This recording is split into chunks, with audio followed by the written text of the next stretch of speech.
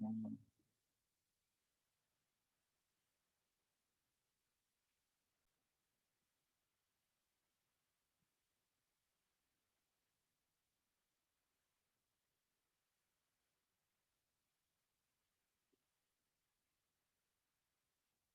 Creo que lo voy a dejar así.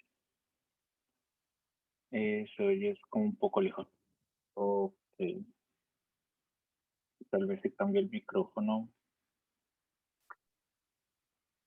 Mm,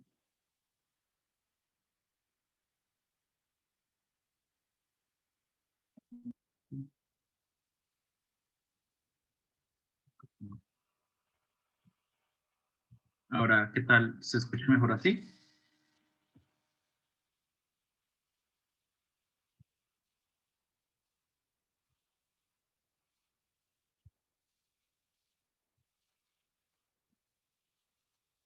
Listo. Bien, bueno, entonces me presento. Mi nombre es Iván Yesid Castellanos. Eh, Soy egresado de la Universidad Nacional de Ingeniería de Sistemas y Computación y del programa de Matemáticas. Eh, Recientemente estaba haciendo la maestría en Ingeniería de Sistemas y pues hace no mucho ya terminé con todo eso, aunque pues todavía digamos que técnicamente no, no, no me he graduado de eso, pero pues ahí vamos. Eh, He participado en competencias de programación ya desde hace varios años. Fui mundialista en el 2016 el mundial que se realizó en Tailandia y en 2017 en el mundial de Estados Unidos. Y he sido coach y he sido coach de equipos de formación desde el año 2018. Y actualmente pues me estoy desempeñando como ingeniero de software. De todas maneras, pues todo el tema de la programación competitiva es algo que me sigue llamando mucho la atención. La idea es que yo los voy a acompañar pues todo este semestre los días jueves. Eh, y bueno, entonces ya no sé nomás, yo creo que podemos empezar con la sesión de hoy. Entonces, la sesión de hoy pues va a ser una sesión, digamos, introductoria sobre lo que es la notación asintótica y hablando algunos elementos de la librería estándar de C++, pues que es el lenguaje de programación que vamos a utilizar, o que es el lenguaje de programación que más se utiliza en programación competitiva, sobre todo pues por razones de tal vez de agilidad de los programas, de que es sencillo de generar, por ejemplo, programas pues de código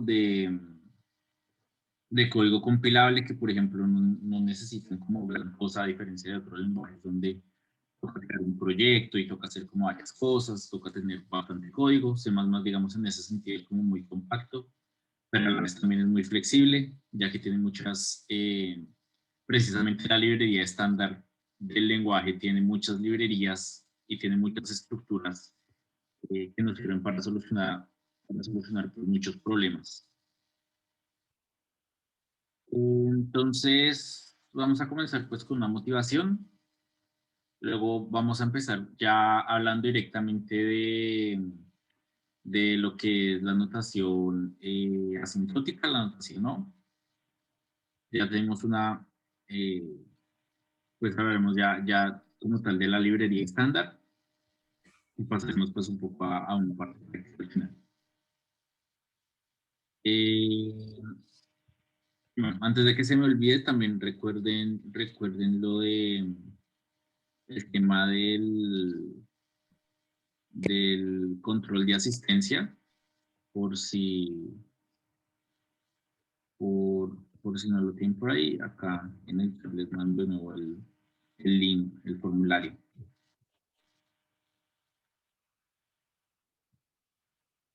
Bien.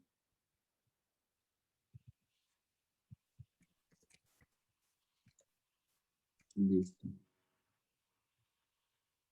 Eh, bien.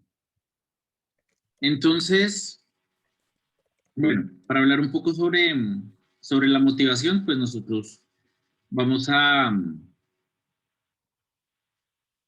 Nosotros necesitamos una manera de evaluar los algoritmos, qué tan eficientes son pues en términos de tiempo, y en términos de memoria. ¿Sí? Nosotros cuando tenemos un algoritmo, digamos que algo que inicialmente con lo que nosotros podríamos decir, esta vaina se demora tanto tiempo, pues es ejecutando el algoritmo, ¿sí? Es lo más, digamos que lo más obvio, entre comillas.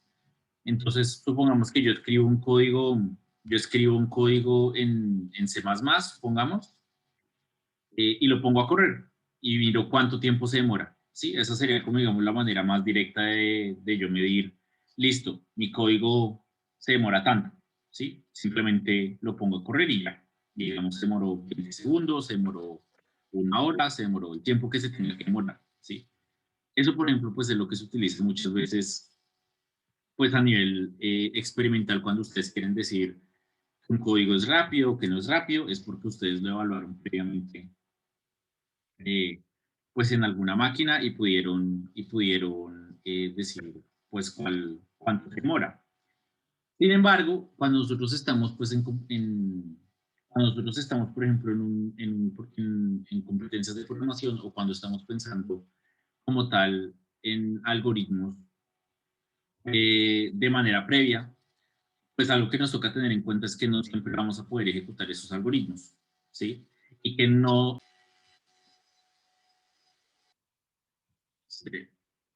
Se cayó un segundo la conexión, ¿verdad?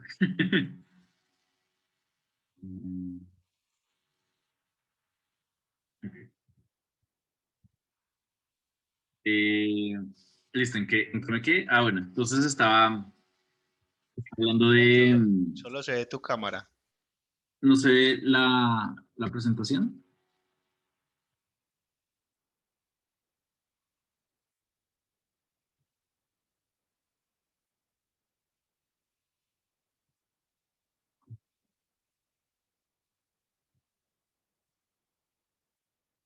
Listo.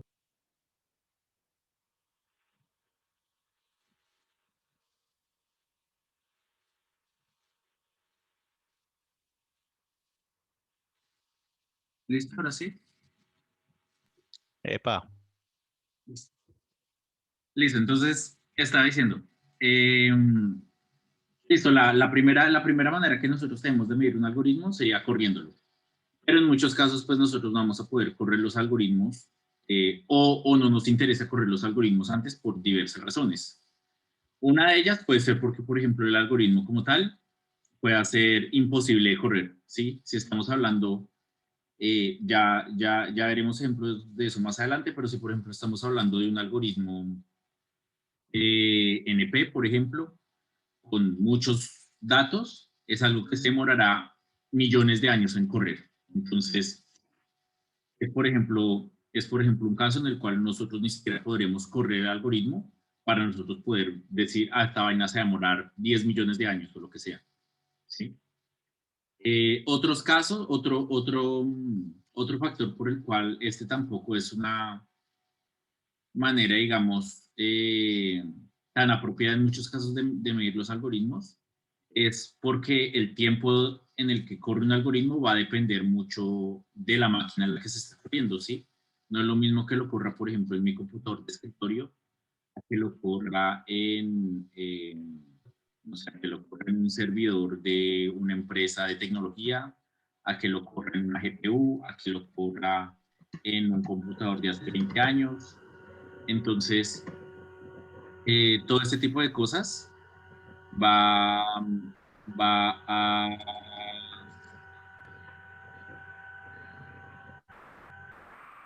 Ese tipo de cosas digamos que va a afectar mi medida, ¿sí? Y va a hacer que no sea tan, digamos, no sea comparable, pues yo cuando mido un algoritmo, cuando mido otro. ¿Listo? Entonces, ¿esto qué viene? A que necesitamos una manera un poco más estándar de medir nuestros algoritmos. Eso lo vamos a hacer a partir de funciones.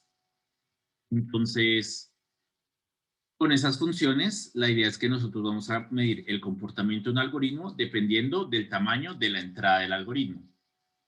Y eso pues es lo que se ve en la gráfica acá. Entonces, cuando nosotros vamos a medir un algoritmo, esa medida del algoritmo va a estar dada por una función, puede ser, por ejemplo, 1 logaritmo de n log de n cuadrado, n cubo, etcétera, ¿sí? Y esas funciones lo que nos van a estar diciendo es, listo, este algoritmo tiene este comportamiento dada una entrada de tamaño n. ¿Bien?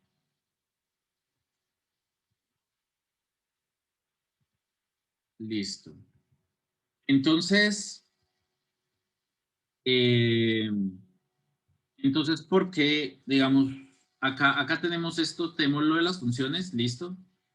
Tenemos que, vamos a tener algoritmos que, por ejemplo, vamos a decir, esa vaina es n cubo, n cuadrado, n log de n log de n, no sé, cualquiera de estas cosas, pero entonces, ¿de dónde aparece esta O? Esto dice O de n al cubo, O de n al cuadrado, bla, bla. Entonces, eso es lo que nosotros llamamos notación asintótica. La idea de la notación asintótica es que nosotros ponemos como una cota superior sobre nuestra medida de los algoritmos. Una cota superior básicamente para decir a lo mucho el algoritmo se va a demorar tanto, ¿sí? Eso porque en muchos casos, por ejemplo, el algoritmo puede que se demore menos. ¿Listo? Entonces, también ya veremos ahorita un ejemplo un poco más concreto de eso, pero supongamos pues que nosotros tenemos un código que, por ejemplo, nos sirve para buscar un número en un arreglo, ¿sí? Entonces yo tengo un arreglo de n elementos y yo quiero buscar un número dentro de ese arreglo. ¿Listo? Puede que en algunos casos el número sea el primer número del arreglo. ¿Listo? Entonces si yo empiezo a buscarlos uno por uno en el arreglo, lo encuentro en el primer elemento, pues estoy muy de buenas y mi algoritmo fue muy rápido, ¿sí? Sin embargo, en otros casos puede que el número se encuentre hasta el final del arreglo o puede que ni siquiera se encuentre en el arreglo. Entonces, ¿qué tendríamos que hacer? Tendríamos que recorrer cada uno de los elementos del arreglo hasta decir, esta vaina no estaba en el arreglo, ¿sí? Y ese, por ejemplo, es un caso en el que el algoritmo va a tardarse lo mismo, bueno, va a tardarse dependiendo del número de elementos del arreglo. Entonces, si el número de elementos del arreglo es n, pues el algoritmo va a ser orden de n, ¿sí? Entonces, de nuevo, aquí la notación O es simplemente para decir el algoritmo a lo mucho, nuestra cota superior que nosotros tenemos para que se demore el algoritmo es tal. Puede que se demore menos, puede que en algunos casos de prueba esta vaina se demore mucho menos y sea mucho más rápido, pero estamos seguros que más de eso no se va a demorar, ¿sí? Entonces, si decimos que algo es ODN, estamos seguros que más de ODN no se va a demorar. Entonces, no va a ser de orden cuadrático, orden cúbico, bla, bla, sino que sabemos que a lo mucho va a ser orden de n. ¿Listo? Y entonces, por ejemplo, ahí tenemos pues dos conceptos que son muy importantes respecto a esta notación. Uno es el concepto del peor caso. Entonces, el peor caso, pues lo acabé de explicar en el ejemplo, es el caso en el que más se demora mi algoritmo. ¿Listo?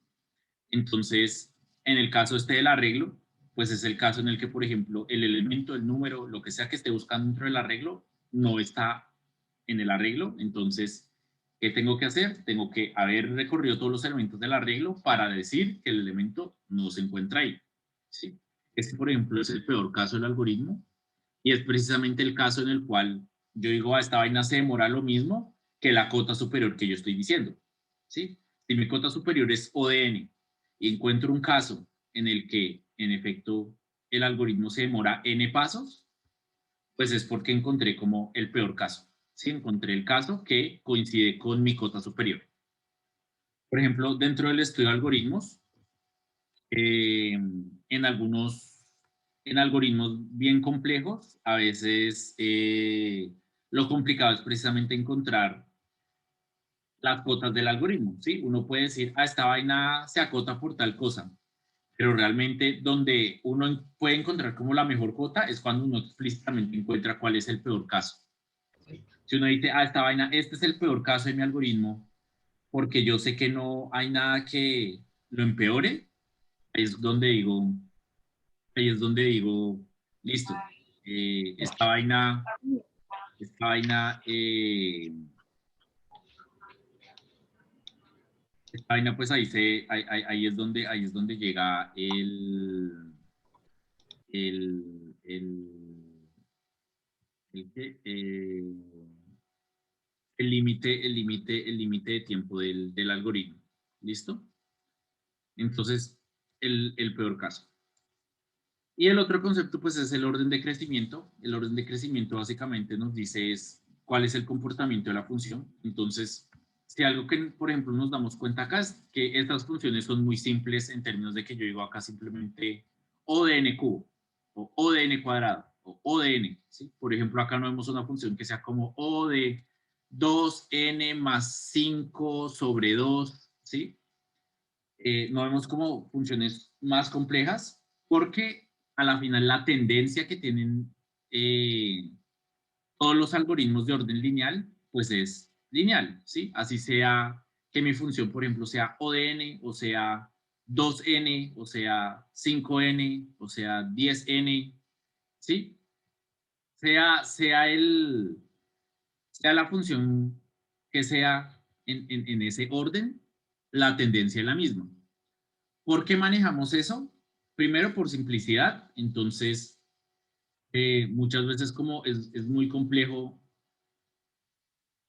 ponerse a contar como muy específicamente, es que esta vaina se demora 5n cuadrado más 3.5n más, ¿sí? Digamos que ponerse a contar eso de manera tan explícita usualmente no es muy útil eh, y puede ser muy exhaustivo y además no es muy preciso, por lo que precisamente por lo que les estaba comentando ahorita, que en diferentes computadores esto se demora distinto.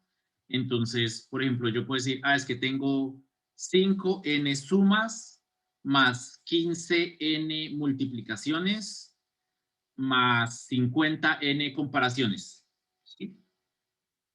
Eso al final pues no me dice mucho. Sí, yo no sé cuánto se va a demorar una suma, cuánto se va a demorar una multiplicación, cuánto se va a demorar una comparación. ¿Sí? Entonces, para simplificar todo eso, simplemente decimos, listo, esas son operaciones básicas, la suma, la multiplicación y la comparación son, por ejemplo, operaciones básicas que hace mi computador. Entonces yo digo simplemente estoy haciendo 75n de esas operaciones. ¿Sí? Pero como el comportamiento pues de todas maneras va a ser lineal, es decir, si mi entrada, por ejemplo, crece el doble, pues significa que mi tiempo se duplica, ¿sí? Cuando es lineal. Si, por ejemplo, mi entrada es 5 veces más, entonces mi salida es se demora 5 veces más, es comportamiento lineal. Mientras que si, por ejemplo, mi entrada fuera 5 veces más y cuando mi entrada es 5 veces más, se demora 25 veces más, significa que estoy teniendo un comportamiento cuadrático. ¿Sí? Y si mi entrada, por ejemplo, es 5 veces más y demora es 125 veces más aproximadamente, significa que posiblemente mi comportamiento es cúbico. ¿Listo?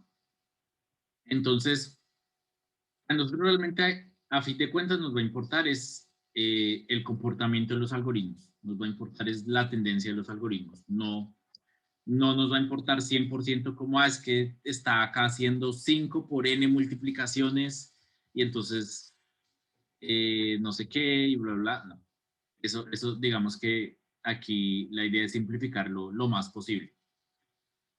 Eh, eso sí, a veces en competencias, ya de manera práctica, puede que eso cobre un poquito más de importancia, pero eso personalmente, por ejemplo, me ha sucedido en casos muy extremos, como donde los tiempos que dan son muy limitados, son muy limitados, y a uno le toca optimizar hasta el último detalle, entonces ahí es donde uno, por ejemplo, sí se preocupa de que tal vez uno está haciendo, no sé, muchísimas más multiplicaciones o muchísimas más divisiones que, por ejemplo, sumas, y uno podría tal vez cambiarlo. Ahí, por ejemplo, puede que se mejore un poquito, pero es algo que realmente yo les diría ahorita que usualmente no pasa. O sea, cuando ustedes tienen un algoritmo o un código que es muy lento, lo más probable es que sea porque su complejidad, es decir, esto que tengo acá, es más alto de lo que debería ser. Entonces, tal vez ustedes están implementando un algoritmo que es cúbico y se espera que la solución sea cuadrática o mejor, ¿sí? O ustedes están implementando un algoritmo que es cuadrático y se espera que la solución sea o de n o mejor. ¿Listo? Eh, bien. ¿Hasta ahí alguna pregunta?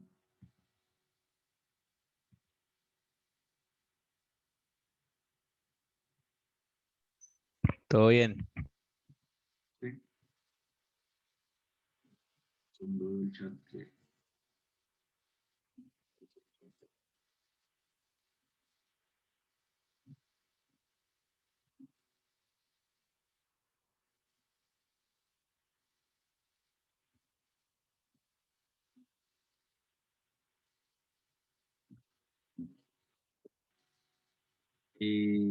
Listo. Cuando tengan preguntas, yo creo que si tienen preguntas, mejor que las digan con micrófono porque el chat se me desaparece acá.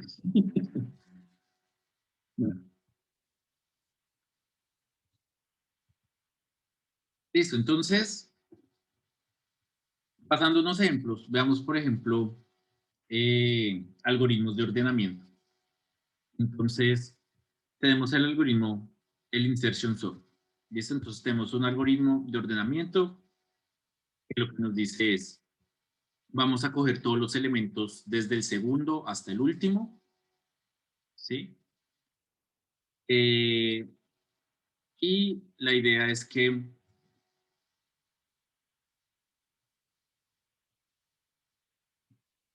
vamos a insertar cada uno de estos elementos dentro de la secuencia que esté anteriormente, ¿bien?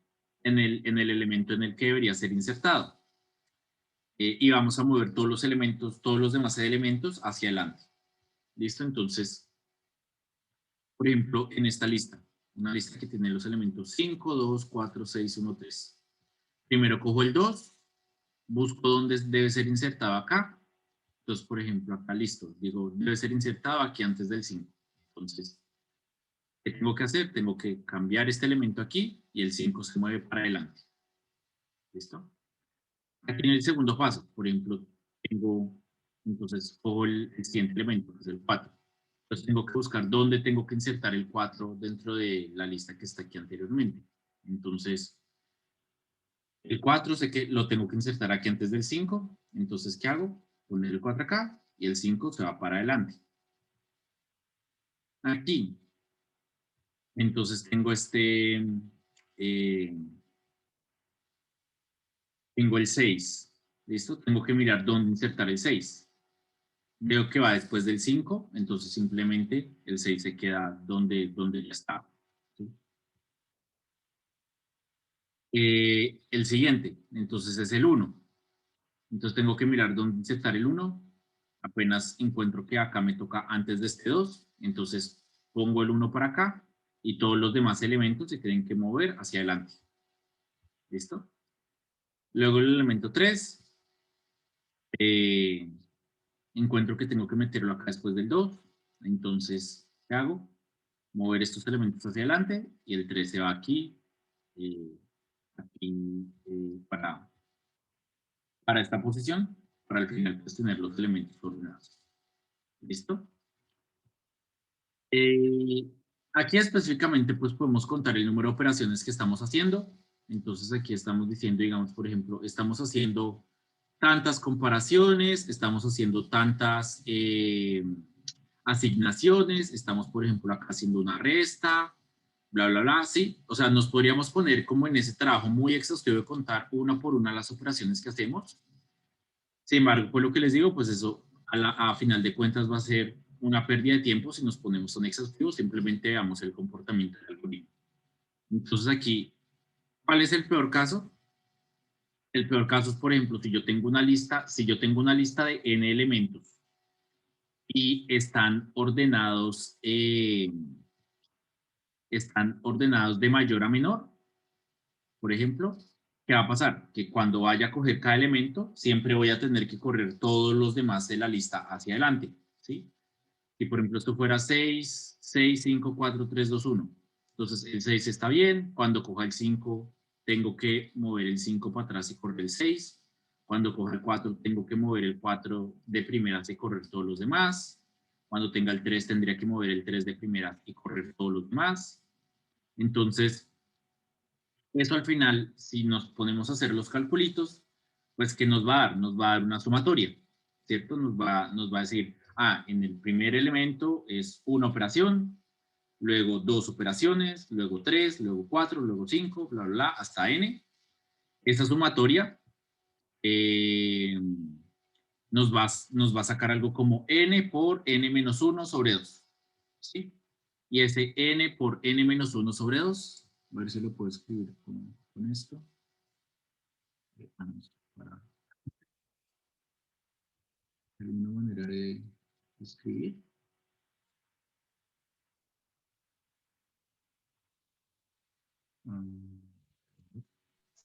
Puedes dibujar en Zoom y lo vemos nosotros. Ok. Ahí hay un lapicito como arriba del Sí. micrófono. Sí. Listo. Entonces,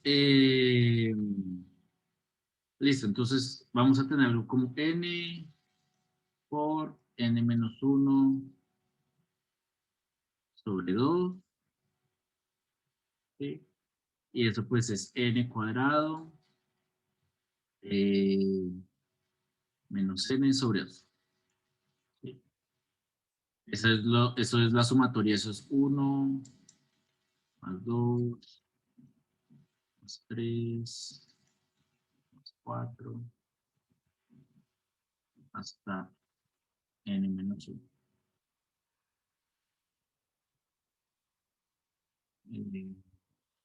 Bueno,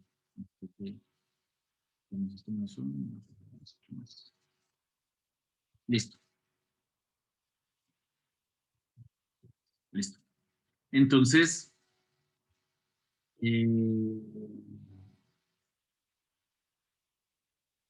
listo, entonces tenemos esto, ¿sí? Pero entonces lo que les estaba mencionando ahorita,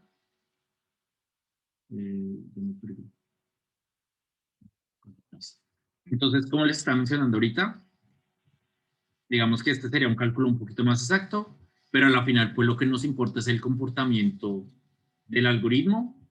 Esta vaina aquí, si nosotros, para hablar del comportamiento, técnicamente nos toca sacar un límite, bla, bla, bla. En términos un poco más coloquiales, simplemente eliminamos los elementos de menor grado, quitamos las constantes, entonces este 2 se va, y entre n cuadrado y n, pues el elemento con mayor grado es el n cuadrado, entonces decimos que esta vaina es de orden cuadrático. ¿Listo? Entonces, tenemos un algoritmo donde encontramos un peor caso que se tarda, bueno, encontramos un caso que se tarda esto, ¿sí? Lo que quiere decir que mi algoritmo mínimo es cuadrático, ¿listo? Pero además, pues, eso pues ya sería como, aquí ponerle un poquito de lógica, pues este corresponde al peor caso, es decir, no existe otro caso donde se den peores las cosas, ¿sí? En algunos casos, el peor escenario es un poco difícil de identificar. ¿Hay algún consejo o una lista de chequeo para notar si hay un escenario que genera el peor caso en nuestro algoritmo?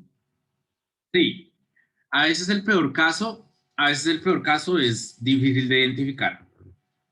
En mi experiencia, bueno, a veces eso se gana con experiencia, es decir, un poco con experiencia uno puede identificar los casos. Hay a veces unas reglas,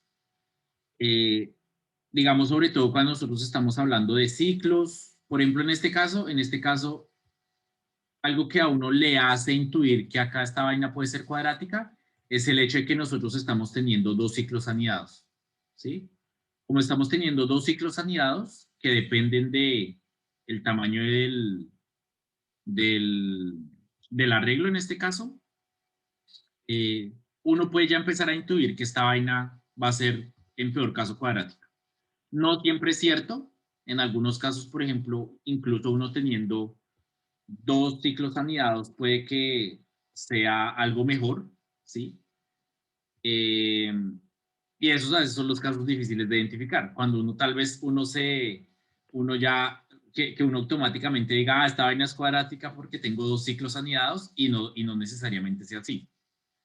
Entonces, en algunos casos, pues va a ser un poco más, en algunos casos, pues uno lo puede hacer más con una prueba matemática, ¿sí? Como en el sentido de, listo, este es el peor caso y puedo demostrar que este es el peor caso porque cualquier otro caso que sea diferente va a ser mejor por alguna razón.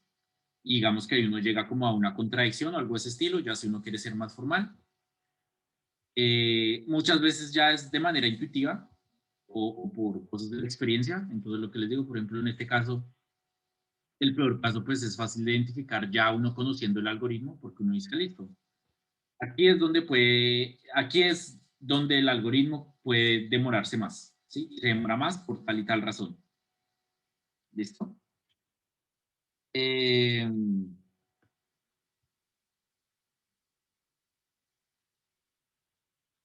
y ya, y en general, pues lo que sucede es esto.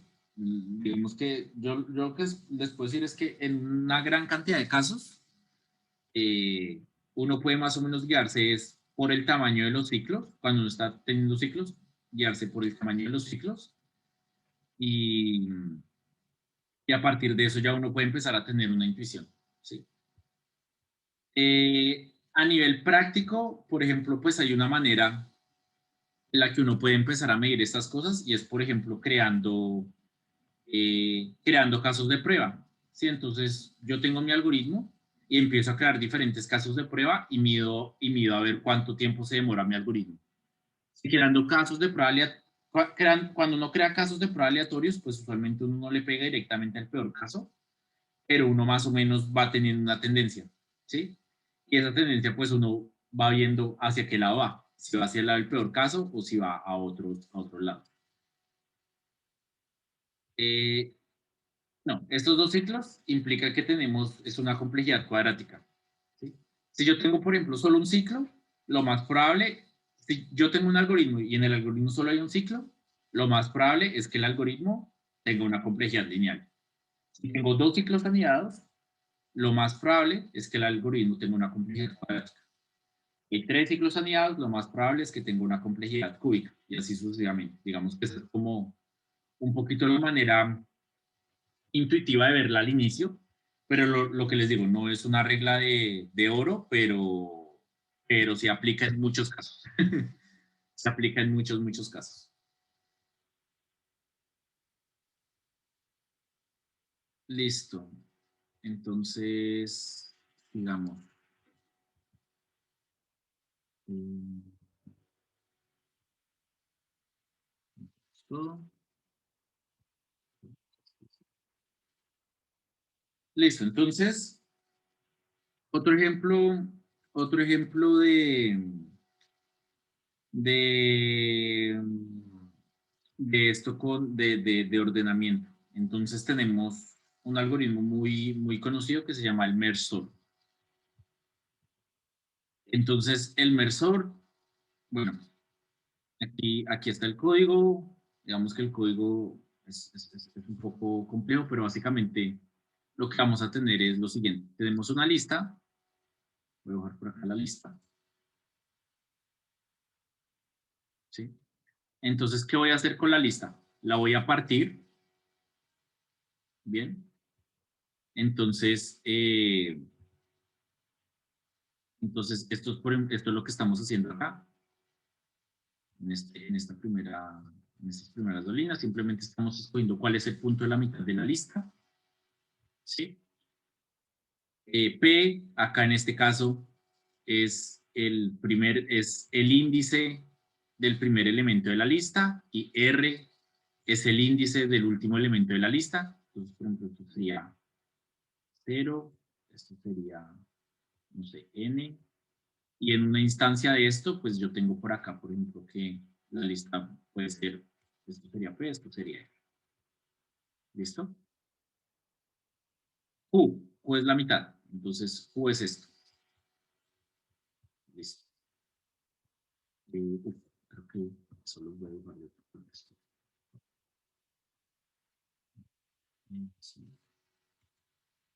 Entonces, esto es P, esto es R, esto es... Listo. ¿Qué hacemos? Recursivamente, merge sort de A, P y Q. Entonces, vamos a hacer el mismo algoritmo, pero con este pedazo. Entonces, esto va a ser 1. Hacemos el merge sort de A, más 1 y R. Entonces, recursivamente vamos a hacer el algoritmo con este pedazo. ¿Listo? Y finalmente hacemos un procedimiento que se llama merge. Ya con estas dos cosas. Entonces, ¿cuál es acá la idea? Para ordenar el algoritmo, para ordenar el arreglo aquí gigante, voy a dividir el arreglo en la mitad y arreglo la primera parte, ordeno la primera parte, perdón, del arreglo, ordeno la segunda parte del arreglo. Entonces, luego de que hago estas dos cosas, se supone que esta parte está ordenada, entonces esto está ordenado, esto está ordenado, ¿sí? ¿Y qué me toca hacer? Mezclar estas dos cosas. ¿Listo? ¿Cómo puedo mezclar dos arreglos ordenados en un solo arreglo? Pues empiezo a mirar elemento por elemento. Ese amarillo casi no se ve, ¿verdad? Empiezo a mirar elemento por elemento y comparo. Entonces, ¿cuál de estos dos elementos es menor? Supongamos que es este. Entonces, este va a ser el primer elemento. ¿Sí? ¿Y qué hago? Paso al siguiente. Entonces, ahora comparo este con este. Supongamos que este sigue siendo menor. Entonces, este es el siguiente elemento. Paso al siguiente.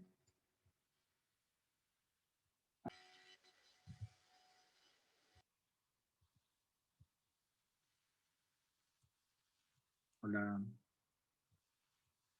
Apenas se me... Espera un segundo y se muere. Ay, Dios.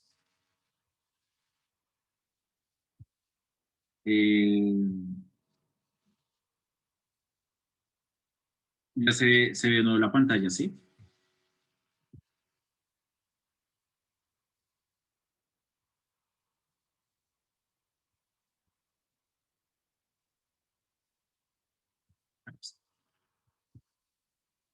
Tengo que mirar qué pasa con este internet para las próximas veces. Bueno, entonces estaba en el merge. Entonces tengo mis dos arreglos, están ordenados y estaba haciendo el procedimiento del merge. Entonces el merge, de nuevo, la idea es voy comparando elemento con elemento y el que sea menor, pues lo voy metiendo. ¿Listo? Entonces, por ejemplo, este es menor, luego voy acá, este tal vez es menor, luego voy acá, comparo este con este, tal vez este es menor, entonces muevo acá y así. ¿Listo? Entonces, y hago eso pues hasta que completo de mezclar las dos listas en una sola lista que está ordenada. Bien. Listo.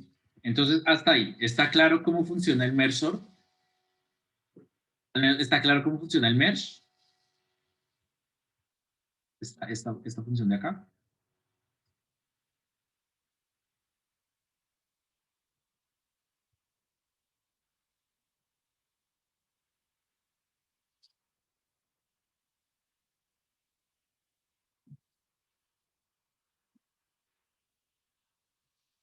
Sí. Sí, sí, está claro.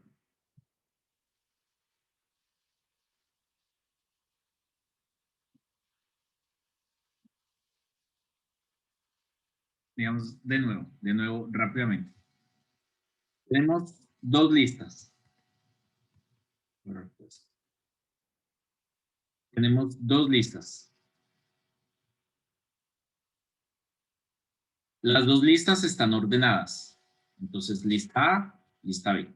Las dos listas, bueno, acá las llamamos L y R. Las dos listas, la lista L y la lista R, están ordenadas. Lo que hago con el merge es combinarlas en una sola lista ordenada. ¿Sí? Tengo dos listas que están ordenadas. Dos listas que están ordenadas ascendentemente. Las combino en una sola lista que está ordenada ascendentemente. ¿Sí? ¿Cómo lo hago? Cojo cada elemento, empiezo a comparar y ahí me voy moviendo entre las dos listas hasta que termine de incluir todos los elementos. ¿Listo? Eso es básicamente lo que está haciendo todo este codigote de acá. ¿Sí? Entonces, muchas veces, digamos que la parte directa de implementar el código, obviamente es lo más complejo, pero al mismo tiempo es lo más sencillo. O sea, si uno entiende el concepto, si uno entiende lo que está pasando, luego traducir eso a código va a ser fácil.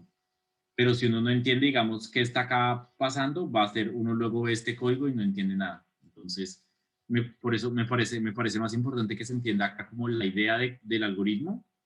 Si se entiende la idea del algoritmo, yo sé que eventualmente implementarlo en código, pues es cosa de, pues es cosa de cada quien. ¿Sí? Entonces, más que entender este pseudocódigo que está acá, me interesa que se entienda bien la idea de cómo funciona el merge. Entonces, si se entiende bien, ¿cuál sería la complejidad del merge?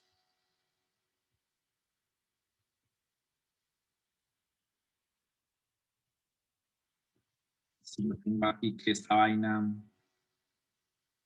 eh, esto tiene n, bueno,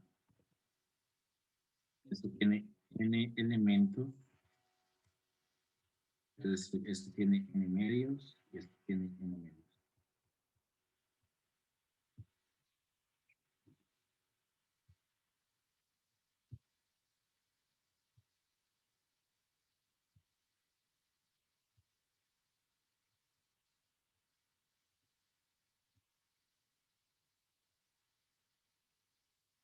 Sí. Entonces, bueno, son dos cosas. Digamos, si estas dos listas fueran dos listas de tamaño diferente, es decir, si esta fuera una lista de m elementos y esta una de n elementos, la complejidad sería n más n. Eso está bien. Sí, sí, eso ahí está bien. En este caso, que es un poco más especial, la idea es que ambas listas tienen más o menos el mismo tamaño. Básicamente ambas listas tienen tamaño n medios. Entonces, considerando eso, podríamos decir que simplemente la complejidad es O de n. ¿Sí? Si consideramos que ambas listas tienen el mismo tamaño. ¿Listo? Si consideramos que ambas listas pueden tener dos tamaños variables diferentes, pues sí podríamos decir n más m. Lo importante pues es que esta vaina es lineal. ¿Listo? Entonces, nombre de...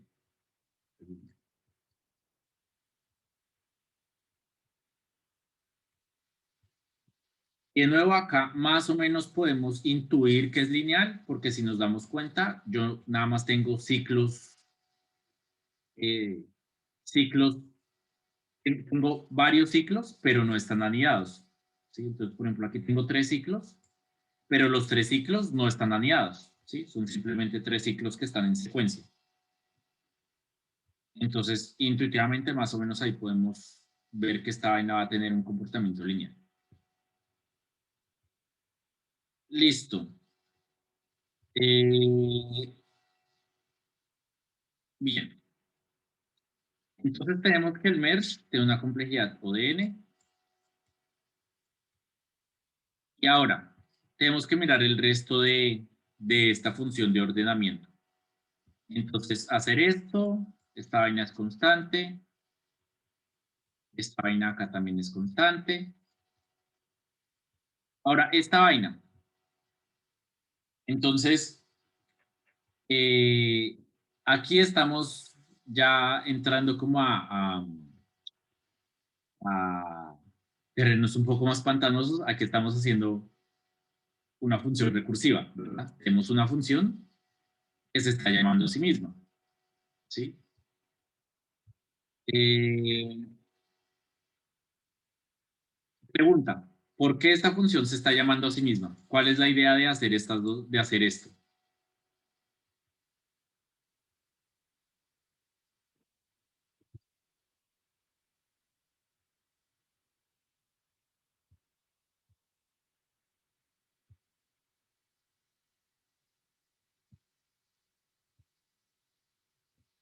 Volver a partir las listas.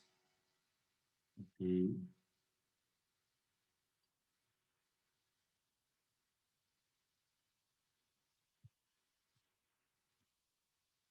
Ordenar la izquierda, la derecha. Exacto. Entonces, recordemos. Acá, mi problema inicial es ordenar una lista, ¿verdad?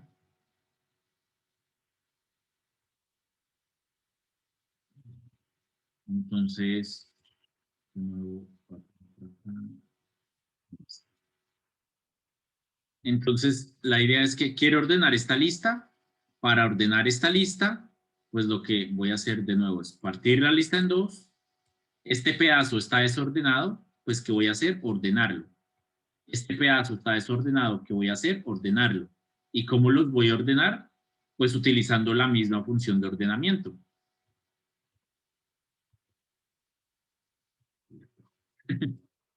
Utilizando la misma función de ordenamiento, ¿sí? Yo tengo una función para ordenar, ¿listo? Entonces, la idea es que yo utilizo esta función para ordenar, parto esta lista en dos pedazos y necesito ordenar esos dos pedazos y luego hacer merge. Bien, entonces para ordenar esos dos pedazos, pues voy a utilizar la misma función de ordenamiento que estoy definiendo acá. Eso, eh, esta es una técnica bien poderosa. Yo creo que más adelante también volveremos a repetir, pero es una técnica que se llama divide y vencerás. ¿Listo? Tenemos un problema, lo estamos partiendo en problemas más pequeños y esos problemas más pequeños los estamos resolviendo utilizando la misma función que definimos previamente. ¿Sí? Y eso es, por ejemplo, pues eso siempre va a ser algo muy potente de la recursión y sirve, por ejemplo, para elementos como programación dinámica eh, o por ejemplo, es la base de muchas estructuras de datos eh, que tienen forma de árbol. Entonces, es algo muy potente, que nosotros tenemos algo muy grande y lo podemos partir en elementos más pequeños, pero que se pueden resolver utilizando la misma lógica que podríamos utilizar en el problema grande. Listo. Entonces, para evaluar la complejidad computacional de esto, sabemos que la complejidad computacional de esta vaina, la complejidad computacional de esta vaina va a ser una función, es una función en términos de n. ¿Sí? Esta es la complejidad computacional. Una función en términos de n. Esa función le llamo t de n. ¿Sí? Entonces, ¿cuál sería la de partir la primera mitad? ¿Cuál sería la de ordenar la primera mitad?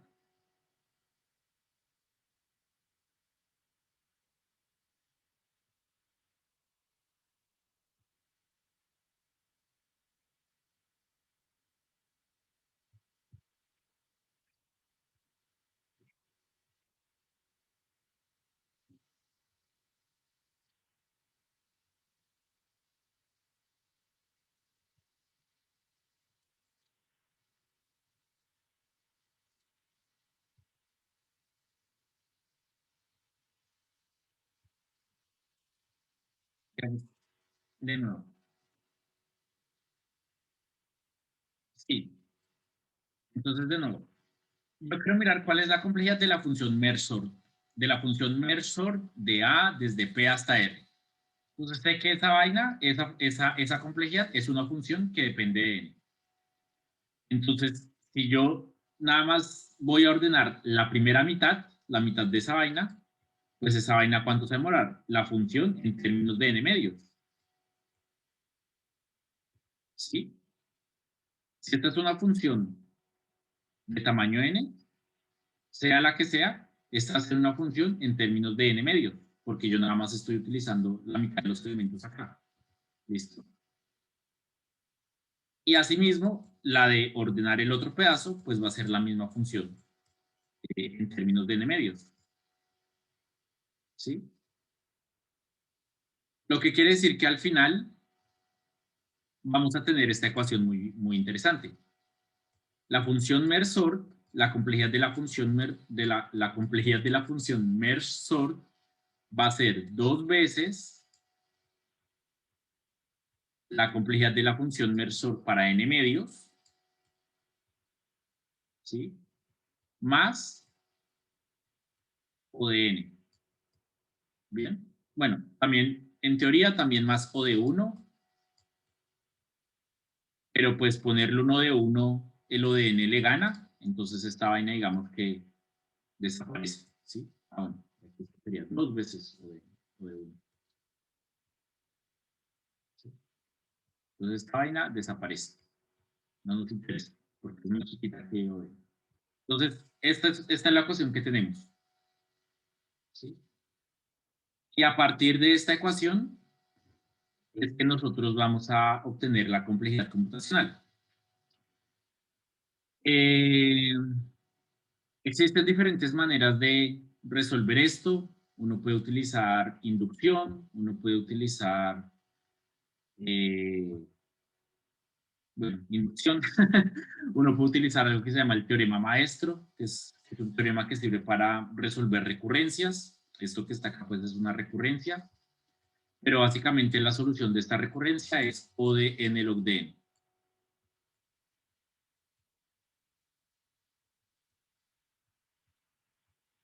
¿Sí?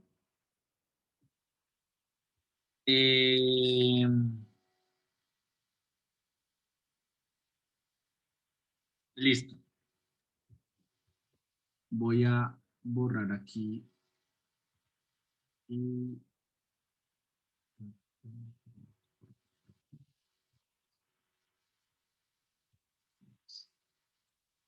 Hasta acá, ¿está claro? Todavía evitemos el n log de n, pero digamos, hasta acá.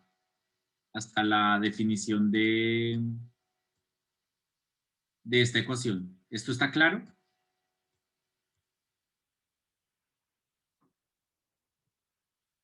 O alguna pregunta.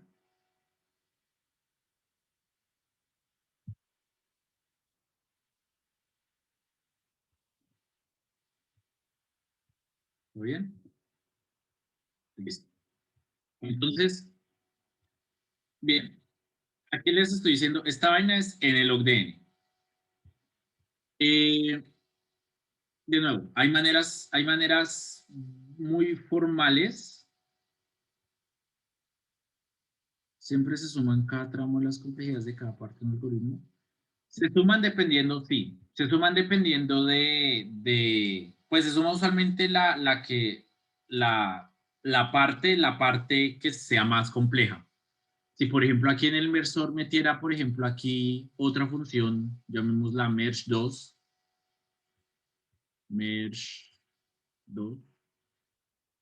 e hiciera otra cosa, no sé, y esta vaina por ejemplo tuviera un O de n cuadrado, pues yo esta vaina tendría que decir entonces, ok, t de n es 2t de n medios más O de n cuadrado, ¿sí?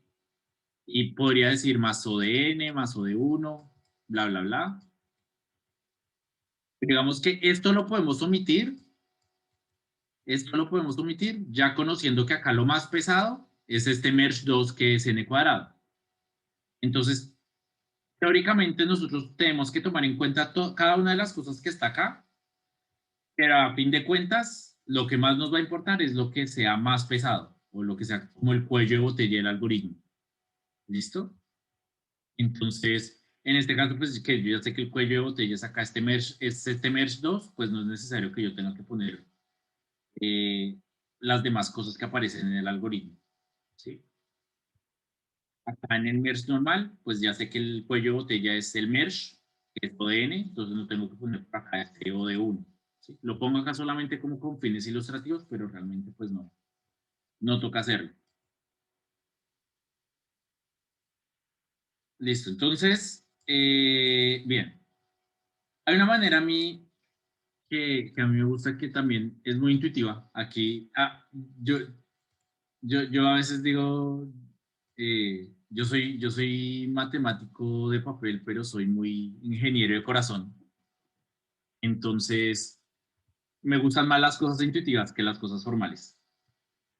Aquí de manera intuitiva, algo que vamos a ver qué está pasando es que yo digo, el problema para n, ¿qué estoy haciendo?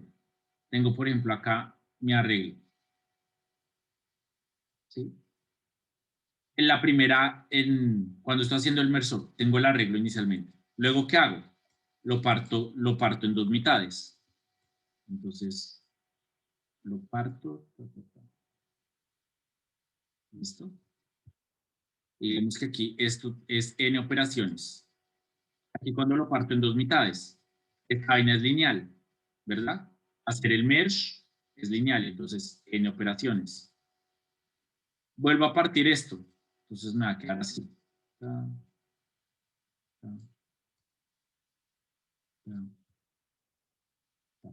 ¿Y cuántas operaciones voy a estar haciendo? Voy a estar haciendo n acá, n acá, n acá, n acá.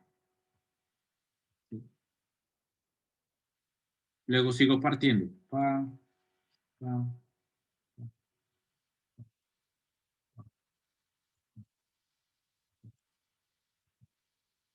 ¿Listo? ¿Y cuántas operaciones voy a estar haciendo? N. O sea, en todo lado voy a estar haciendo operaciones lineales. Si sumo todas esas operaciones lineales, significa que en términos totales, pues voy a estar haciendo n operaciones. ¿Listo? Y así sucesivamente. ¿Listo? Hasta que llego a listas de tamaño 1. ¿Sí? Hasta que llego a cada uno de los elementos de manera individual. Entonces,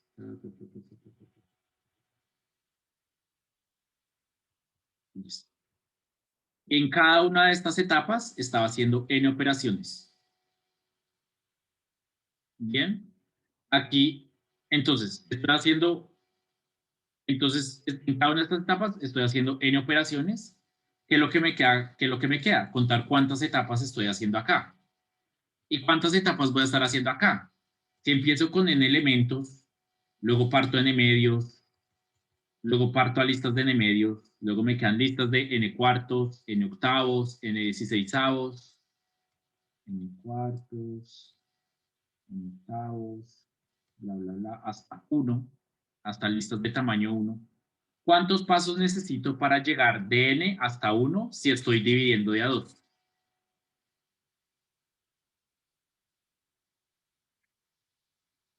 Si tengo n y quiero llegar a 1 y estoy partiendo de a 2, ¿cuánto necesito? Logaritmo en base 2 de n, exactamente. Logaritmo base 2 de n. ¿Sí? Y lo podemos ver, lo podemos ver si nosotros hacemos el análisis al contrario. O sea, que empiezo con 1 y empiezo a multiplicar de a 2, 1, 2, 4, 8, bla, bla, bla. ¿En cuántos pasos voy a llegar a n? Pues el logaritmo base 2 de n. ¿Sí?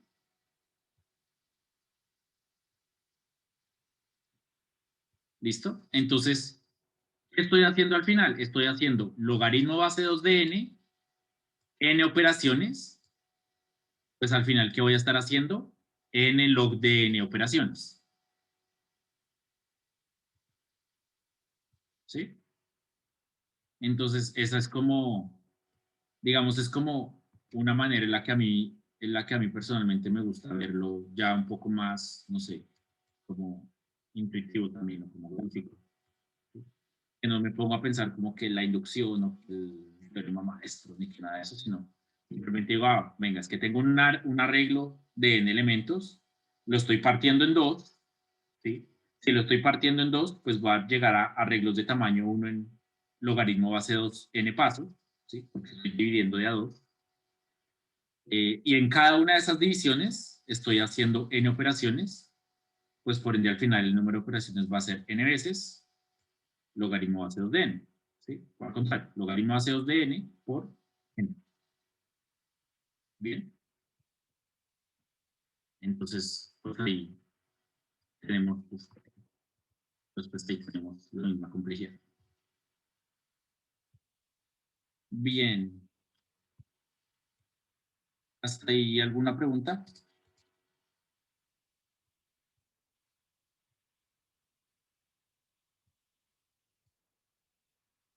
¿Todo bien?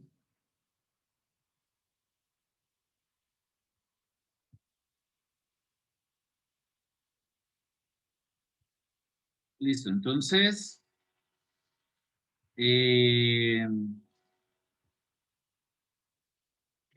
como ese, pues la notación no, nos caen algoritmos de diferentes tipos, ¿sí? Tenemos algoritmos constantes. Entonces, usualmente cuando nosotros tenemos algoritmos constantes, pues decimos que son O1. Entonces, ¿qué es un algoritmo constante? Un algoritmo constante es en donde estamos haciendo una operación básica. Entonces, estamos haciendo una cantidad finita de sumas, pues que por ejemplo no están dentro de ningún ciclo ni nada. Estamos haciendo, por ejemplo, sumas, multiplicaciones, comparaciones entre números, asignaciones, ifs, no sé, módulos, operaciones binarias, ¿sí? Operaciones aritméticas en general. Tenemos ya elementos pues, de complejidad lineal. Entonces, de complejidad lineal, pues ya les dije, por ejemplo, simplemente hay, un ejemplo es el algoritmo, el mesh. Entonces, en general, por ejemplo, algoritmos donde simplemente estamos haciendo un ciclo, usualmente son ODN. Algoritmos cúbicos, cuadráticos, por ejemplo. Entonces, un algoritmo cuadrático como el insertion sort, donde tenemos, por ejemplo, dos ciclos anidados en el cual encontramos que efectivamente el peor caso nos da exactamente una tendencia cuadrática. ¿Listo? Algoritmos como por ejemplo el merge sort, que son n log de n. Bien. Algoritmos, por ejemplo, que simplemente son log de n, como por ejemplo lo que es la búsqueda binaria, que creo que veremos la próxima semana. ¿Listo? Algoritmos exponenciales, entonces existen algoritmos que son horribles y que crecen muy rápido, tienen una tendencia exponencial, entonces también eventualmente vamos a hablar de algunos de esos, como por ejemplo, actualmente las soluciones exactas de lo que se llaman algoritmos problemas NP son exponenciales.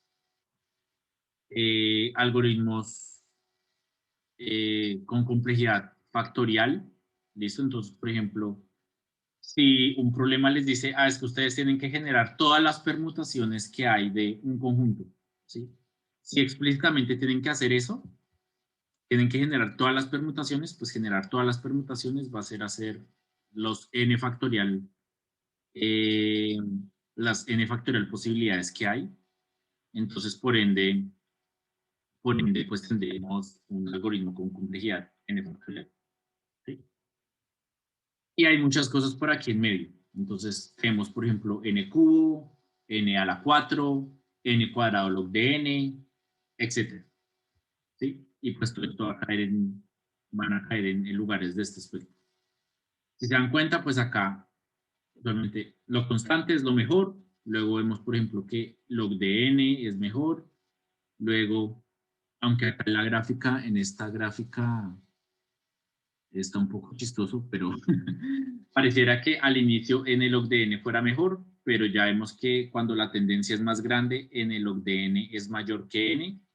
¿Listo? Entonces, n es peor que n log de n, obviamente, ya cuando tendemos a números muy grandes. Luego, n cuadrado, 2 de n factorial, etcétera. Bien, listo. ¿Hay alguna pregunta sobre complejidad computacional? Yo supongo que ya varios de ustedes debían conocer un poco el concepto anteriormente, pero pues hasta ahora estamos calentando.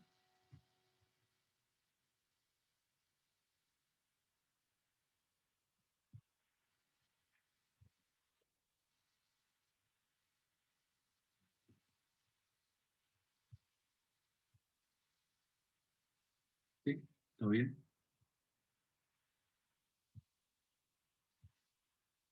Mm, listo.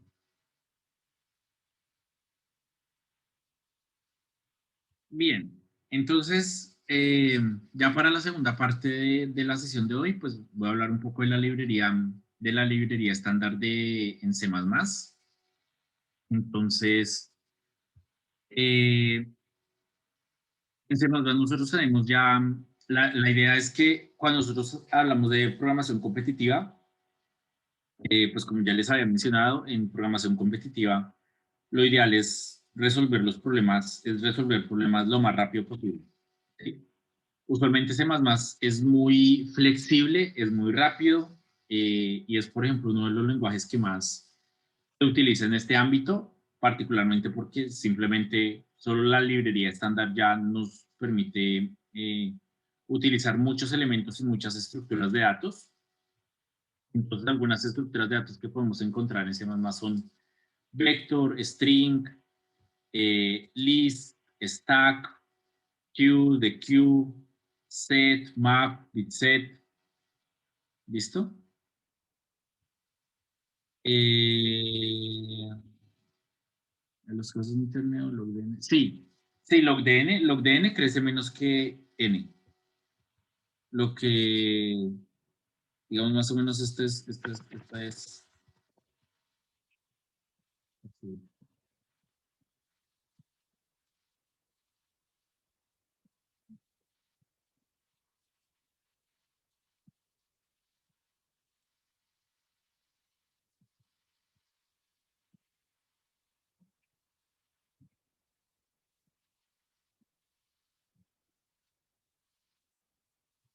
Sí, más o menos así. Listo, entonces tenemos diferentes estructuras de datos. La idea es que nosotros saquemos el provecho de todas estas estructuras de datos. Algo que, por ejemplo, ustedes pueden revisar es la documentación estándar de C++. Entonces, uno busca como C++, Vector, por ejemplo. Y aquí aparece,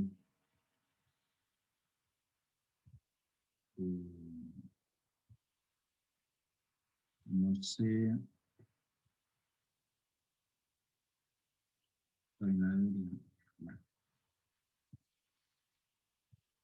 no sé si están viendo la página en la que estoy o están viendo la presentación.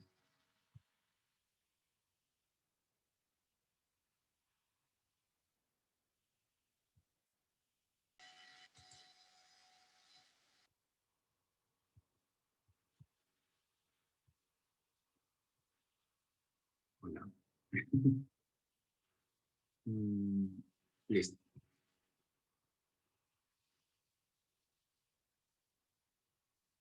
¿Están viendo esta página?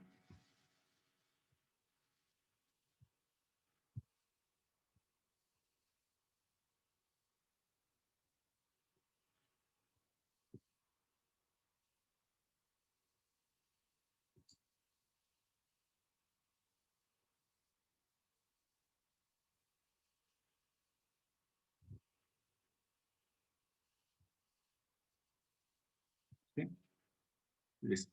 Entonces, aquí, por ejemplo, en esta página, esta es donde está la referencia de las librerías estándar de C++. Entonces, por ejemplo, ustedes pueden buscar a una de estas estructuras de datos. Entonces, por ejemplo, buscamos vector. Entonces dice cómo funciona, bla, bla, bla.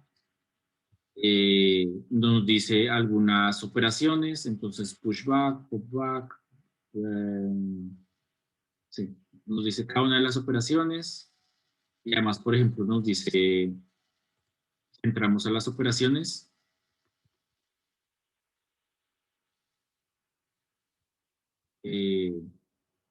Nos da ejemplos de cómo funciona y nos dice, por ejemplo, la complejidad. ¿Sí? Entonces, por ejemplo, utilizar el operador de acceso de un vector es de complejidad constante. ¿Listo? Entonces, y nos muestra acá un ejemplo. Digamos, yo tengo un vector, digo, yo quiero el vector en la posición 1, el vector en la posición 0, y nos dice cómo va funcionando. ¿Listo? Acá pues no nos da el tiempo como para ir, como para explicar cada una de estas estructuras con detalle, pero la idea es que las vamos a ir viendo eventualmente pues a lo largo de varias sesiones. Entonces, pues Vector es una de las que particularmente yo siempre utilizo. Operaciones que utilizo, la operación de especificación de elementos, que es los corchetes, igual que con los arreglos. Muchas veces utilizo el pushback, que es el que utilizo pues, para insertar elementos en el vector al final del vector. Tiene complejidad amortizada constante. Esto amortizar lo podemos hablar en otra ocasión. Pero básicamente es como si la complejidad es constante. Por ejemplo, este tiene la función de insertar, pero si nosotros vemos la función de insertar, vemos que dice que es constante en la distancia más que es constante más lineal en la distancia entre el POS y el of the container, lineal, lineal, bla, bla. ¿Listo? Básicamente lo que se está diciendo es que, por ejemplo, insertar como tal es una operación lineal, ¿sí? Tiene sentido, dado que cuando nosotros insertamos un elemento en una posición cualquiera de un arreglo,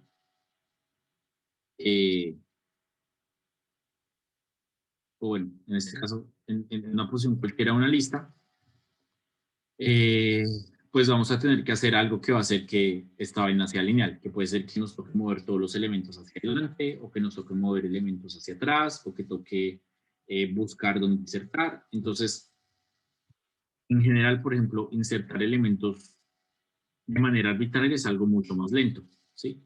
Es, por ejemplo, un error que, digamos, yo recuerdo que era un error que yo cometía al inicio en programación competitiva, que era como, ay, tan chévere, esta estructura de datos tiene una función para insertar, pero resulta que esa función para insertar es muy lenta, ¿sí? Es muy lenta porque por la complejidad lineal. Entonces, por ejemplo, para insertar, usualmente aquí uso pushback, que simplemente inserte las cosas al final.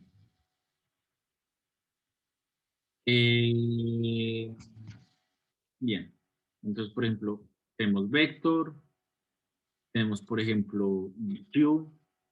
Entonces, DQ es una librería que me sirve, DQ es una librería que me sirve para estimular una cola que tiene dos cabezas. Entonces, algo que me sirve como pila y como cola.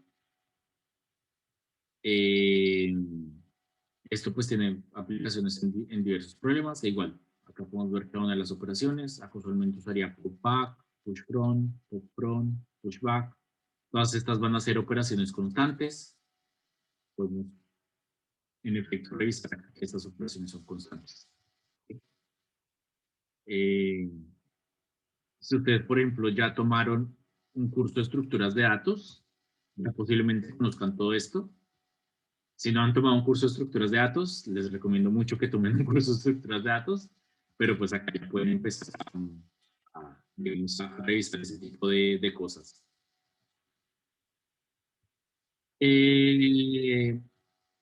Unos muy interesantes, set. Por ejemplo, set, map, un ordered set, un ordered. Entonces, vamos a ver. Entonces, por ejemplo, estructuras de datos que nos sirven para representar conjuntos en C++.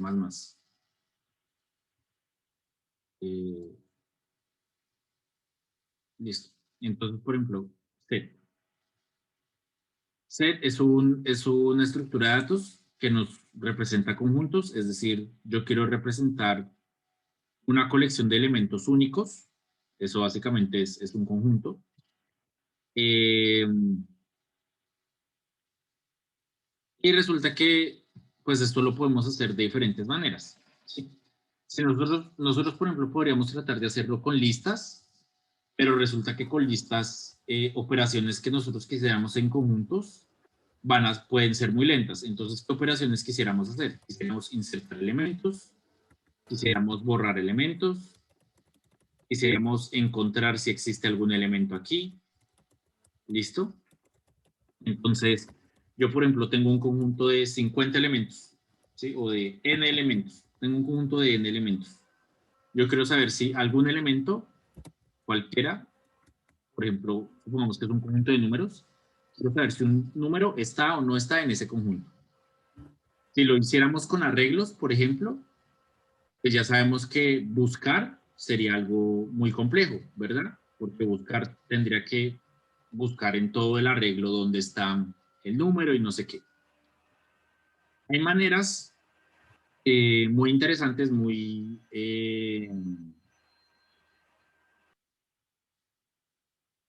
sí, digamos muy listas en las que una gente pues se craneó como, por ejemplo, modelar esa vaina para hacer algoritmos muy eficientes. Entonces, por ejemplo, este set está basado en algo que se llaman árboles rojo y negros, ¿sí? Son árboles binarios de búsqueda. Es algo pues que se sale un poco del alcance de estas sesiones, pero si lo quieren buscar es una estructura de datos basada en árboles que es bien interesante. Lo importante con estos árboles de búsqueda binarios es que todas las operaciones que les acabo de mencionar las puedo hacer con complejidad logarítmica. Entonces, yo quiero insertar números en el conjunto, insertar va a ser, va a tener complejidad logarítmica. ¿Sí? Entonces, puedo insertar elementos, complejidad logarítmica. Puedo borrar elementos, puedo entonces quitar números del conjunto. También lo voy a poder hacer, y lo voy a poder hacer en complejidad logarítmica. Entonces, erase. Complejidad logarítmica. ¿Sí? Logaritmo del tamaño del conjunto.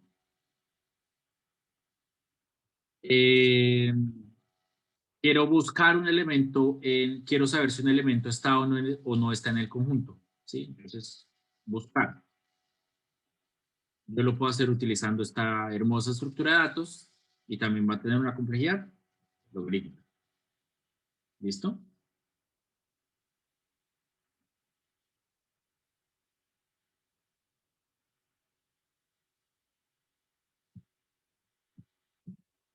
Entonces, por ejemplo, acá está complexity logarítmico. Bien.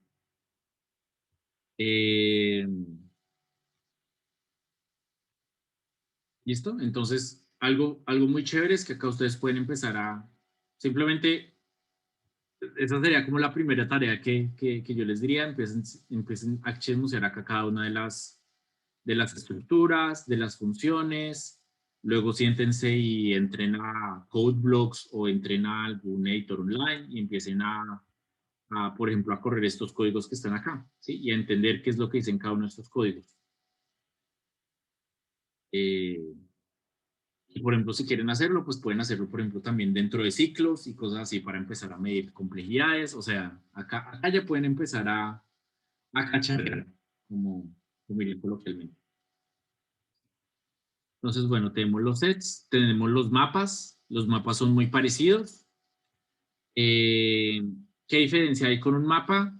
Internamente también se implementan como árboles de búsqueda binarios, pero la diferencia con un mapa es que los mapas sirven para mapear elementos de un conjunto a otro conjunto. Entonces yo, por ejemplo, muchas veces uno de los casos más comunes con los que yo he utilizado mapas ha sido para mapear, por ejemplo, números en otros números, ¿sí? O para mapear números en cadenas de caracteres, o para mapear cadenas de caracteres en números. Entonces, por ejemplo, yo tengo, por ejemplo, una lista de ciudades, ¿sí? Tengo muchísimas ciudades, tengo N ciudades. Y luego quiero modelar esa vaina en un grafo o lo que sea.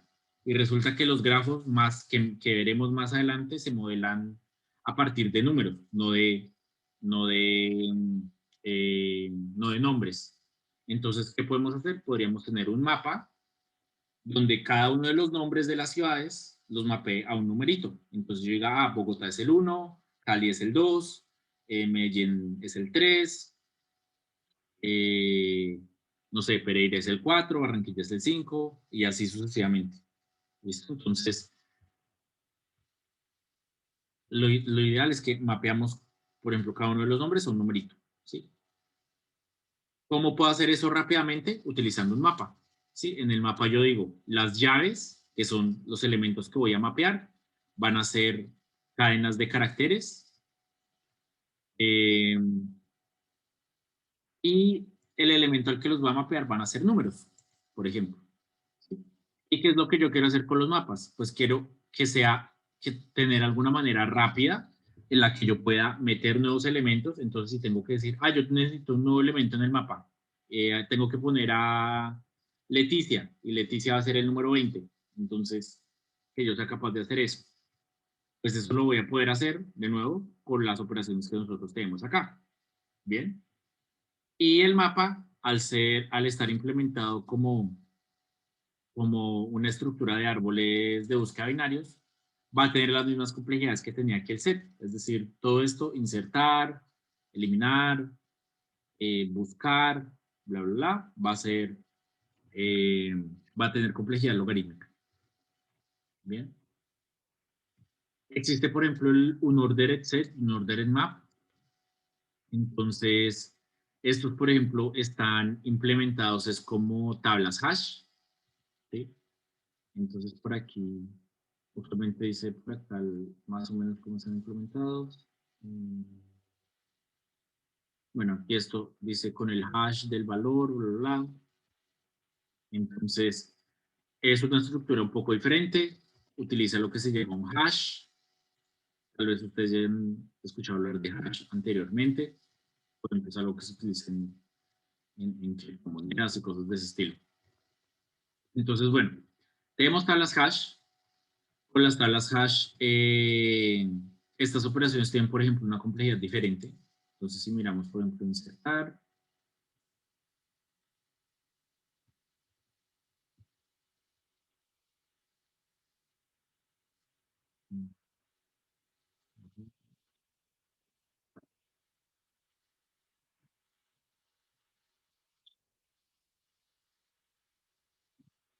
entonces insertar, por ejemplo, dice la complejidad tiene un caso promedio, constante, peor caso, lineal.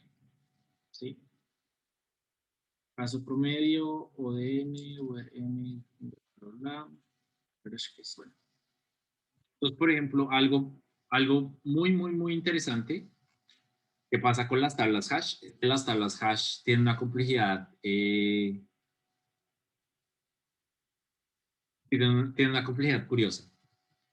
En una tabla hash, el caso promedio es constante, lo que es muy bueno, pero el peor caso es lineal, lo que es muy malo. Pero, por ejemplo, en las tablas hash es una de esas, es un caso especial donde usualmente el caso promedio es más útil y es más común que el peor caso. ¿Sí? Son competencias de programación, si no pasa, pero en algunos casos muy particulares en los que sí, como por ejemplo utilizando las tablas hash. Entonces, utilizando las tablas hash vamos a tener un peor caso que es malo, pero un caso promedio que es bueno, y el caso promedio va a ser muy común y va a pasar todo el tiempo, mientras que el peor caso no va a pasar nunca, o tiene una probabilidad muy baja de pasar. Bien. Eso, por ejemplo, también pasa con un algoritmo que ustedes tal vez hayan podido escuchar de ordenamiento que se llama el random sort. ¿Sí? Perdón, random sort, no, quicksort. Quicksort es, por ejemplo, un algoritmo el quicksort es un algoritmo aleatorio que sirve para ordenar, donde el caso promedio tiene complejidad n log de n y el peor caso tiene complejidad n cuadrado. Entonces, si uno dice, ¿por qué el algoritmo se llama quicksort? Porque supuestamente es quick si la complejidad de peor caso fuera n cuadrado. Pues es quick porque es uno de esos algoritmos donde el caso promedio es el que manda, ¿sí? Donde el caso promedio, digamos que es el que realmente sucede todo el tiempo, mientras que el peor caso es no solo que es difícil de sacar, sino que realmente es imposible de generar, ¿sí? Es imposible yo decir, es que yo puedo sacar el peor caso, ¿sí? ¿Y por qué es imposible decir que yo puedo sacar el peor caso? Porque va a depender de la suerte. Entonces, puede que eventualmente me salga el peor caso, pero es porque tendría mucha mala suerte de que me salió el peor caso, no porque yo haya sido capaz de generar el peor caso. ¿Listo? Con las tablas hash va a pasar algo similar. Con las tablas hash, usualmente uno no genera el peor caso porque las funciones hash están muy bien diseñadas de manera que eso es muy difícil de hacer. Entonces, ¿qué le queda a uno? Pues que uno termina, digamos, acá en este caso, el caso promedio es el que termina mandando sobre los dedos. Bien. Listo. Entonces, eso es el...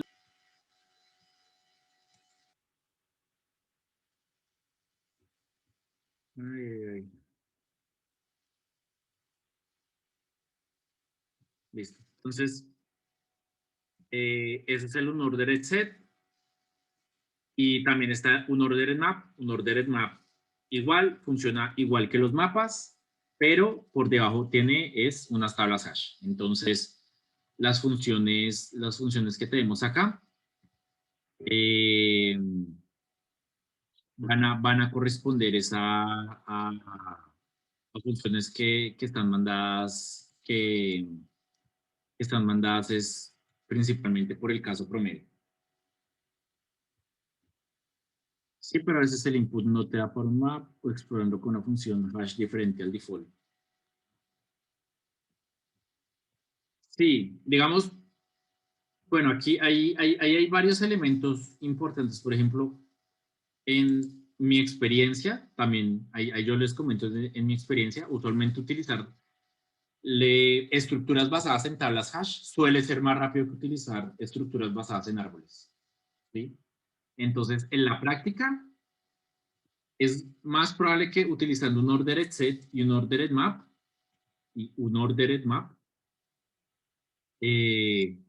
tus algoritmos sean más rápidos con casos de prueba que utilizando set y map. ¿Sí? Precisamente porque el caso promedio de esto es mejor que el caso promedio de esto. ¿Sí? El caso promedio del unordered set y el unordered map es O de 1, mientras que el caso promedio del set y el map es log de n. ¿Sí?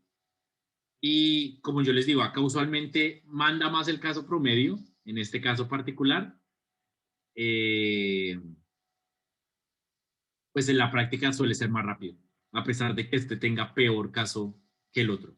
¿Listo?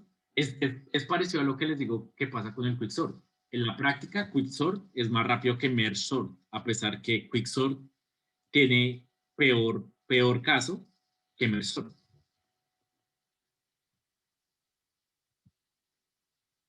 Listo.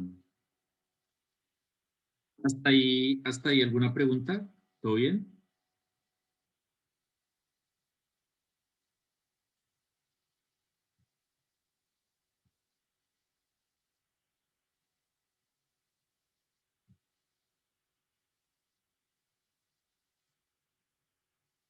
Bueno, entonces la idea es que entonces pues ojalá pasen por esta página y empiecen a explorar estas cosas, empiecen a revisar, por ejemplo, estos códigos. Acá incluso pueden, por ejemplo, poner a correrlos. Eh, entonces pueden empezar a explorar cada una de estas cosas si es que no lo han hecho anteriormente. Y con eso, pues, por ejemplo, también pueden empezar a revisar el tema de las complejidades. Entonces, ¿qué pasa si yo tengo un set y le meto 10 millones de elementos? ¿Qué pasa si tengo un ordered set y le meto 10 millones de elementos? ¿Cuál de los dos va a ser más rápido? ¿Cuál de los dos me va a funcionar mejor? Bla, bla, bla. ¿Sí? Entonces, ustedes lo pueden empezar a probar experimentalmente como para que se den cuenta, digamos, de este tema pues, de la complejidad. Eh, bien. Adicional adicional a las estructuras de datos, también existen varias funciones dentro de la librería estándar de C++. Entonces, como tal, dentro de la librería estándar de C++, ustedes pueden encontrar ya, por ejemplo, un merge, ya pueden encontrar, por ejemplo, un sort. Entonces, algo que les diría es, siempre es bueno que ustedes programen algún mersor, algún quicksort, algún insersor, como por hacer digamos que la tarea de entender bien los algoritmos e implementarlos. Sin embargo, ya a nivel competitivo, pues ya existen estas funciones dentro de la librería estándar. Si ustedes están en una competencia, pues digamos que sería muy mala. Mientras no tenga la necesidad, mientras no tenga la necesidad de, de implementar, por ejemplo, su propio sort, pues ya existe un sort estándar en C++.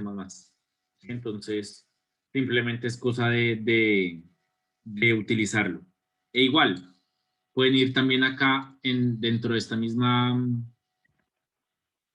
dentro de la misma página que les mostré. Ustedes pueden encontrar, por ejemplo, eh, cómo utilizar, por ejemplo, el sort. ¿Sí? Entonces, mm,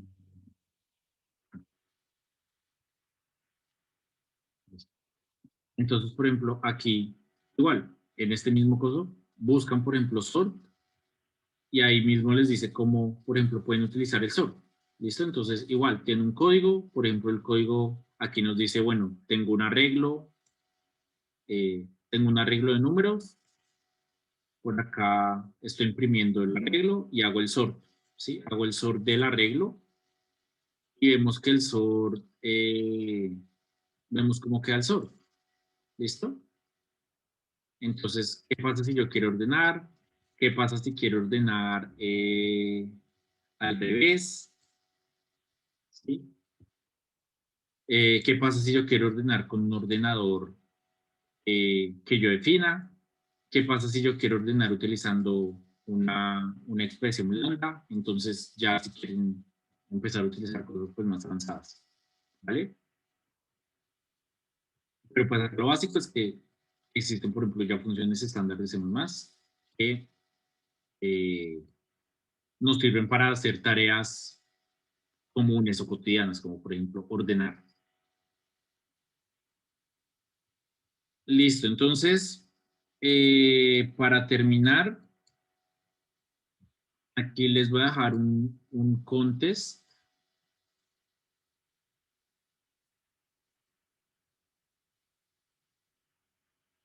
Eh, ¿Cuál algoritmo de SOR utiliza C++? La verdad, nunca me he tomado la tarea como de mirar exactamente cuál es el algoritmo. Eh, Estoy casi seguro que utiliza una mezcla entre Quicksort y Mersort, pero no estoy 100% seguro. El caso es que pues es que estos lenguajes de programación usualmente ya están muy optimizados, ¿sí? Entonces, algo que sí les puedo decir es que este sort que está en la librería estándar está demasiado optimizado. Entonces, puede que no sea solo Quicksort, porque Quicksort, pues, en elementos, por ejemplo, cuando el arreglo no es muy grande, no es tan bueno. Entonces, por ejemplo, a veces usan algoritmos que son híbridos. Entonces, cuando el arreglo tiene tal forma, utiliza cierto algoritmo, que cuando el arreglo tiene cierta forma, utiliza tal algoritmo, o que cuando cuando tiene cierto tamaño, puede que utilice otro algoritmo o cosas de ese estilo, pero eh, pero pues sí, lo más probable es que utilice algo similar a Quicksort eventualmente.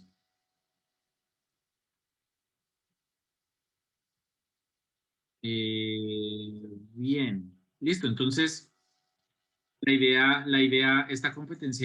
esta competencia va a estar abierta hasta la otra semana. Eh, mm,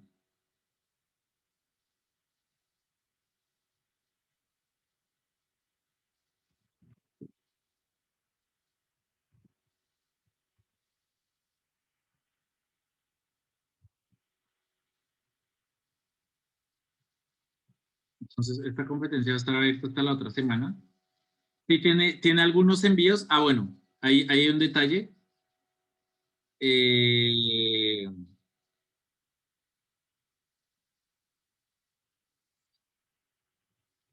la competencia la abrí desde que iniciamos la clase, entonces, y es pública, entonces es posible que hay gente que entre y, y participe. Eh,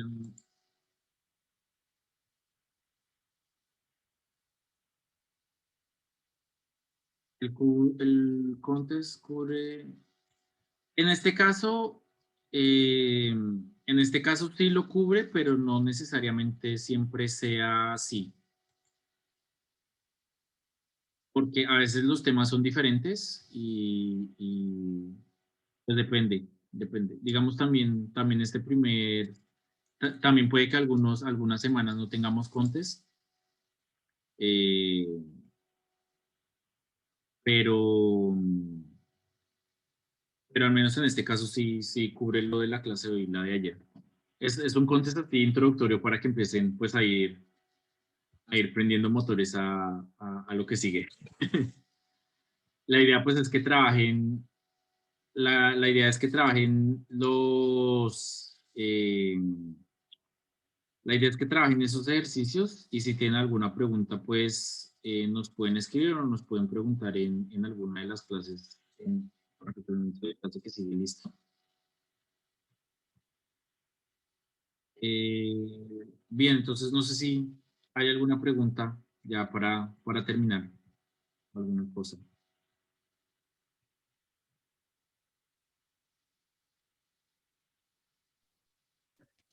Pues unos compañeros y yo le queríamos preguntar algo, pero esa parte de la clase, entonces, pues ya que salgan los demás, si quiere le preguntamos. Ah, bueno, vale. Muchas gracias.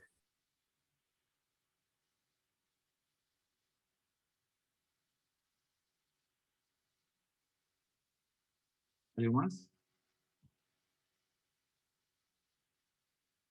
Entonces, ahí